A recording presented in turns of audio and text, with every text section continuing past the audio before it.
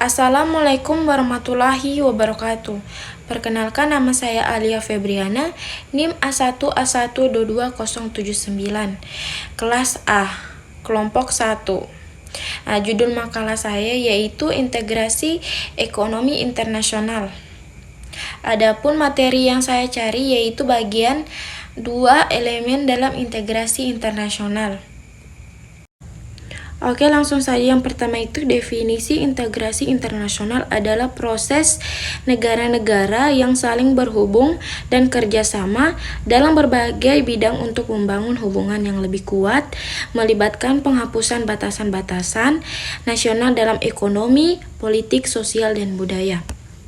Adapun ciri-ciri integrasi internasional dibagi menjadi 4, yaitu pertama keterkaitan ekonomi, yang kedua pertukaran budaya dan sosial, yang ketiga kerjasama politik, yang keempat pemecahan masalah global bersama.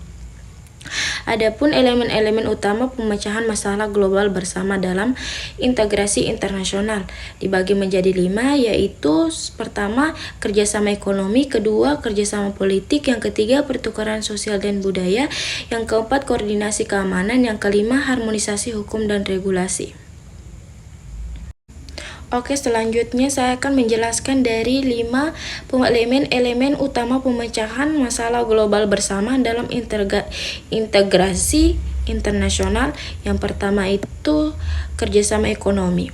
Definisinya kolaborasi antar negara untuk meningkatkan perdagangan, investasi, dan aliran modal. Contohnya yaitu pembentukan blok ekonomi seperti Uni Eropa, ASEAN, dan NAFTA. Tujuannya itu meningkatkan kesejahteraan ekonomi, mempercepat pembangunan, dan memperluas pasar global. Elemennya itu perdagangan bebas, penghapusan tarif dan hambatan non-tarif, dan aliran investasi. Yang kedua, kerjasama politik. Definisinya kolaborasi antara negara untuk menciptakan stabilitas politik global dan regional. Contohnya itu organisasi Perserikatan Bangsa-Bangsa dan Organisasi Keamanan dan Kerjasama Eropa. Tujuannya itu menyelesaikan konflik internasional, membangun kebijakan luar negeri yang kooperatif, dan mendukung sistem politik multilateral. Elemennya itu diplomasi, penguatan hubungan antara negara, penyelesaian sengketa internasional. Ketiga, pertukaran sosial dan budaya. Definisinya proses saling bertukar nilai, ideologi, kebiasaan, dan norma-norma sosial antar negara. Contohnya program pertukaran pelajar, pariwisata internasional, dan festival budaya internasional. Tujuannya memperluas pemahaman antara budaya, meningkatkan toleransi, dan memperkuat hubungan antara bangsa. Elemennya itu edukasi lintas budaya, mobilitas manusia, dan media massa internasional. Yang keempat, koordinasi keamanan. Definisi kerjasama antara negara untuk menangani masalah keamanan bersama, seperti ancaman terorisme, perang, dan kejahatan internasional. Contohnya yaitu NATO, ASEAN Regional Forum, dan kerjasama anti-terorisme global. Tujuannya itu mencegah dan menangani ancaman global, mencegah perdamaian, dan meningkatkan stabilitas. Elemennya itu perjanjian pertahanan, pemantauan, dan intelijen bersama menyelesaikan konflik internasional. Yang kelima, harmonisasi hukum dan regulasi. Definisinya yaitu penyelarasan sistem hukum dan regulasi antara negara untuk memudahkan perdagangan, mobilitas, dan kerjasama internasional.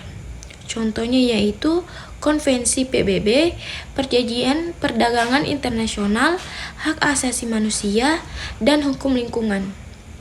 Tujuannya yaitu meningkatkan efektivitas kerjasama internasional, menciptakan kestabilan hukum, dan menyelesaikan sengketa. Elemennya yaitu standarisasi hukum internasional, pengakuan hukum antar negara, diimplementasi kesepakatan bersama. Selanjutnya, faktor-faktor yang mempengaruhi integrasi internasional dibagi menjadi 4, yaitu pertama, globalisasi. Meningkatnya perhubungan ekonomi, teknologi, dan informasi. Yang kedua, perubahan politik. Transisi menuju demokrasi atau perubahan sistem pemerintahan yang mendorong kerjasama internasional. Yang ketiga, isu-isu global. Isu-isu seperti perubahan iklim, kesehatan global, dan migrasi memerlukan respon internasional. Yang keempat, peran teknologi.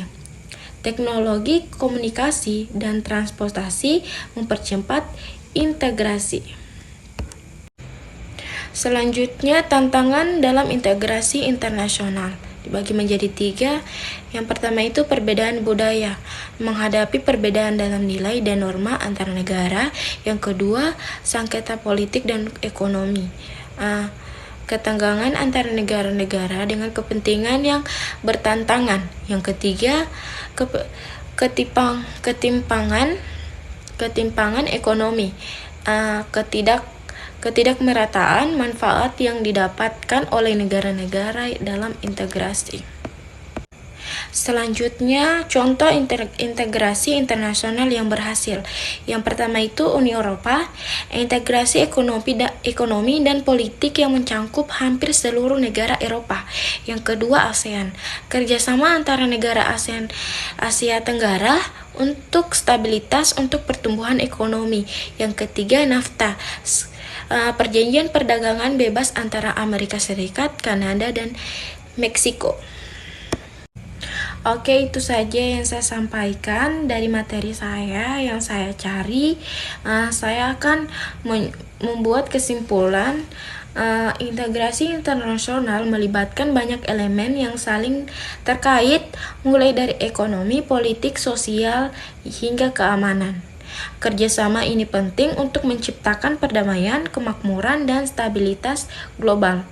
Tantangan dan perbedaan antara negara harus dikelola dengan diplomasi dan kesepahaman bersama. Oke, itu saja. Sekian dari saya. Saya ucapkan mohon maaf bila ada yang salah. Saya akhiri. Wassalamualaikum warahmatullahi wabarakatuh. Bye-bye.